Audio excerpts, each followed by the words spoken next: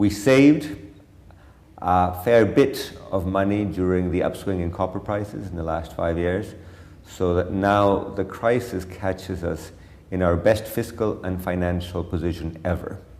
And we have used those funds very actively to make transfers to low-income households, to beef up unemployment insurance, to give tax breaks to middle-class families, and to help small businesses with lending. For Latin America, where do you think the focus should be in terms of getting out of the recession?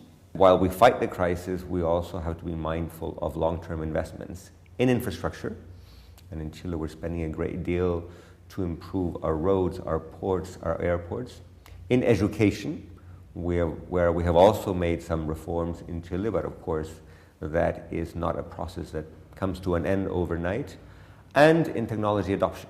Chile's got a very healthy economy, but what about some of the poorer countries in the region? What kind of lessons could Chile give them? More than lessons, we want to work together with them.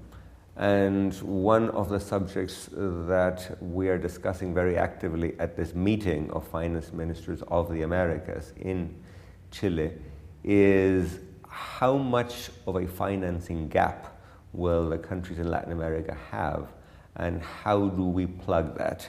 What kind of message do the ministers on Friday want to give the US and the rest of the world about the state of Latin American economies? The message is that the main developed countries, of course, have to carry on with their efforts to stabilize their economies and their financial systems, but that at the same time they should be mindful that those programs have effects on the rest of the world, and that we should avoid negative side effects. And I'll give you one example. It is not a healthy precedent that financial bailout packages in some of the countries in North America and Western Europe should have de facto financially protectionist measures attached to them, which give money to banks in exchange for curtailed lending overseas.